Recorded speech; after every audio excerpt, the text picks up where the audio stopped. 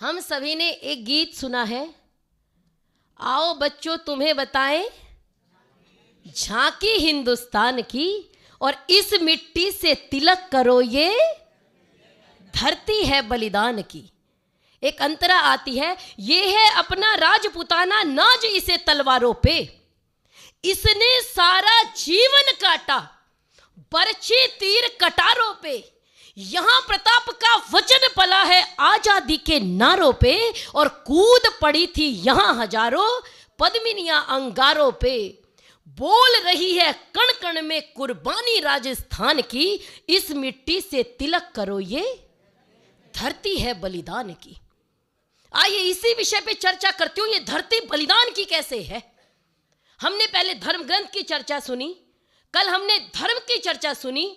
अब हमसे कई बार लोग पूछते हैं कि धर्म पहले है या राष्ट्र पहले है। कई बार प्रश्न आता है ना, और अगर मैं आपसे पूछूं तो आप क्या उत्तर देंगे? यही प्यारापन हमको ले डूबा। कारण आप विचार कीजिए, अब मैं समझाऊंगी कैसे। जिनके लिए मजहब पहले था उनके कितने राष्ट्र हैं वो देख लीजिए, मुझे बताने की आवश्यकता नहीं है। और जिनके लिए धर्म पहले है उनके लिए अगर यहां से भगा दिए गए तो प्रशांत महासागर में डूब के मरने के अलावा कोई भी जगह नहीं है। क्या पहले होना चाहिए ये विचार कीजिए।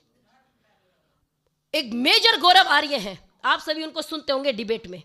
मैंने उनकी एक बात सुनी थी, जब हमारे एक बलिदानी एक व्यक्ति, एक फौज के सिपाही, फौज के सैनिक पाकिस्तान में चले गए थे, जिनको आप सभी जानते हैं कैप्टन अभिनंदन के नाम से, जो पाकिस्तान के दामाद बन के आराम से रह के और पाकिस्तान को औकात बताई और वापस लौट के आए।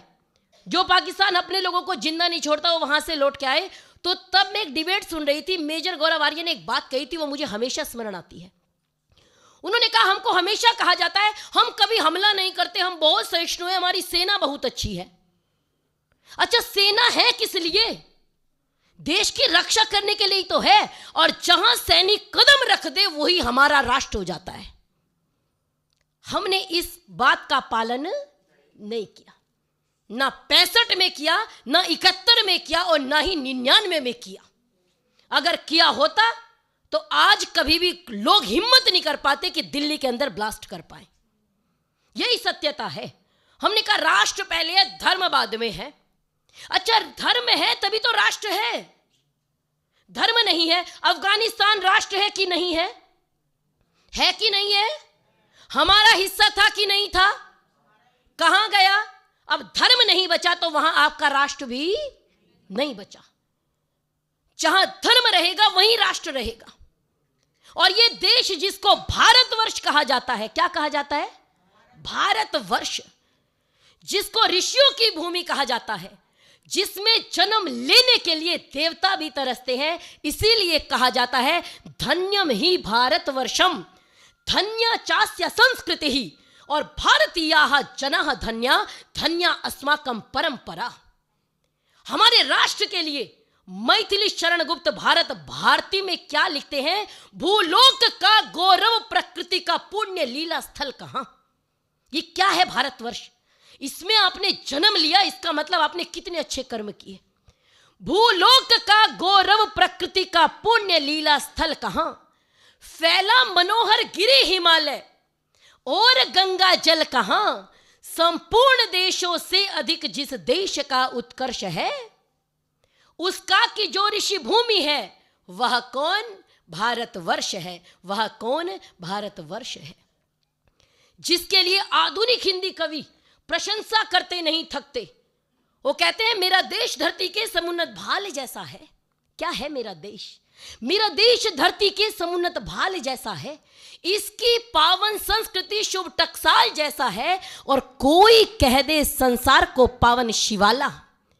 अगर कोई कह दे संसार को पावन शिवाला तो मेरा देश पूजा में सजे थाल जैसा है। मेरा देश पूजा में सजे थाल जैसा है।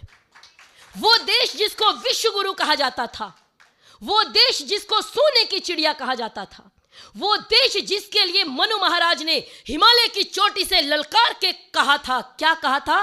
एतद् देश प्रसूतस्य सकाशादग्र जन्मनः स्वम स्वम चरित्रम शिक्षेरन पृथिव्याम सर्वम मानवाः। इस भारतवर्ष से देखिए कितनी गौरवशाली बात कही। इस भारतवर्ष से एक गांव नहीं, एक शहर नहीं, एक मोहल्ला नहीं, पूरी पृथ्वी के मानवों को अपने अपने चरित्रों की शिक्षा लेनी चाहिए, ऐसा मनु महाराज ने कहा था। लेकिन आज का आप समय देखिए, इसी भारत भूमि पे जिस पे देवता भी जन्म लेने को तरसते थे, जिसमें ईश्वर ने वेद रूपी ज्ञान दिया, जहां उपनिषद हुए, रामायण हुई, महाभारत हुई, मनुस्मृति हुई, उसी भारत भूमि में एक ऐसा भी समय आया जब हमको गुलाम होना पड़ा। लगभग कितने वर्ष तक गुलाम रहे जी? लगभग 1000 वर्ष तक। कितने गुलाम रहे? 1000 वर्ष तक लगभग गुलाम रहे, और फिर लड़ाई की, तब स्वतंत्र हुए।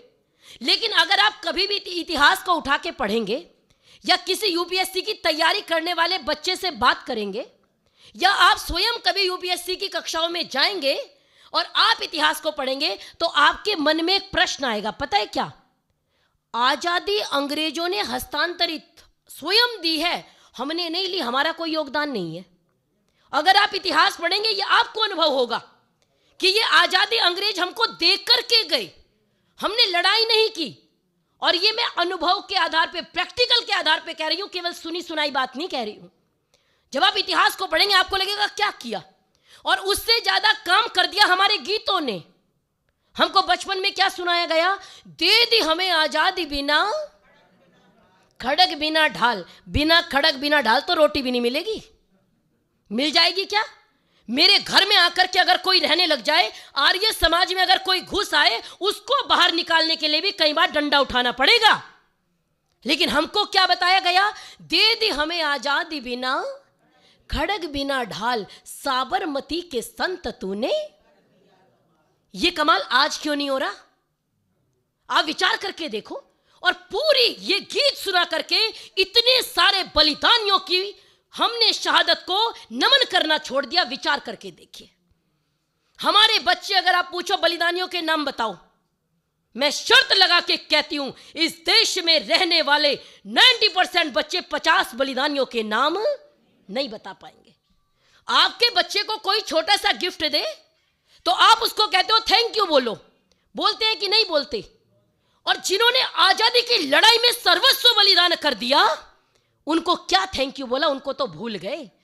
नहीं तो गुनगुनाया करते थे, शहीदों की चिताओं पे लगेंगे हर बरस मेले, वतन पे मरने वालों का यही बाकी निशा होगा।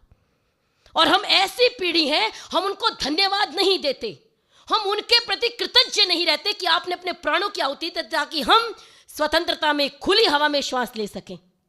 हम क्या करते हैं? हम गाते हैं, दे दी हमें आजादी बिना खड़ग बिना ढाल।